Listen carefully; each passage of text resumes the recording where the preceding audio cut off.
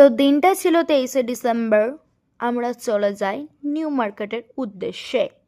তো নিউ মার্কেটে গিয়ে আমাদের মত চেঞ্জ হয় যে আমরা শুধু নিউ মার্কেটেই থেমে থাকবো না, ওখান থেকে আমরা সোজা হাঁটি হাঁটি পায়ে পায়ে যাব পার্ক স্ট্রিট। কেন যাব?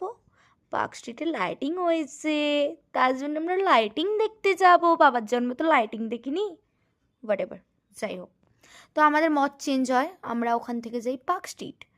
তো এই এত ভিড় ঠেলে ঠুলে মানুষদেরকে ঠেলে দিয়ে আমরা সবাইকে অতিক্রম করে পৌঁছে যাই পার্ক স্ট্রিট।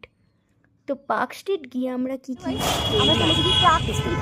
পার্ক স্ট্রিটে কি দেখতে? আলু না, শুধু দাঁড়াও, আমাকে বলতে দাও। মানুষ কত ধরনের পাগল হয়। এই যে দেখো দেখো, জিঙ্গল বেলবা সব এগুলো পড়বে বলে উনি কিনেছেন। জিঙ্গল বেলবা একটা আমার, একটা এই জিঙ্গল বেলবা আমাদের জন্য। যত দিন দিন যাচ্ছে আমরা বুড়ি হচ্ছি না, বাচ্চা হচ্ছি। বয়স মানে বয়স একটা সংখ্যা মাত্র বলতে পারছি। তো পার্ক স্ট্রিটের এই জায়গাটা বেশ আমার খুব সুন্দর লেগেছিল। খুব সুন্দরভাবে ওরা ডেকোরেশন করেছিল, খুব সুন্দরভাবে সাজাচ্ছিল ওখানে, তখনও সাজানোর কাজ চলছিল। তো তারপরে আমি এই অ্যাস্থেটিক ধরনের গেটটা দেখে দাঁড়িয়ে পড়ি ছবি তুলবো বলে, কিন্তু এই কিছু কিছু পাবলিক আছে আমাকে ছবি তুলতে দেবে না ভেবেই নেয়।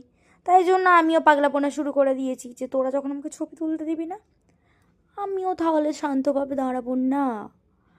তো বলে কি করব, আমি তো আর সেলিব্রিটি নই যে লোকে আমাকে দিকে দাঁড়িয়ে পড়বে। লোকে ভাবছে যে কোন পাগলা এসে গেছে, লোকে সত্যি আমাকে পাগল মনে করছিল। তো যাই হোক না কেন, লোকে কে কি ভাবলো, আমি যদি ভাবতে থাকি তাহলে কি চলবে? চলবে না। তুমি তোমার মতো করে এগিয়ে যাও।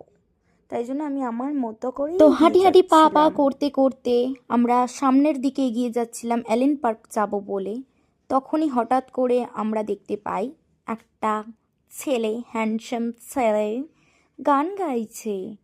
তো শুনুন, ওনার গলাটা কি সুন্দর। একটা মেয়ে তো মুগ্ধই হয়ে গেছে ওনার গানেতে।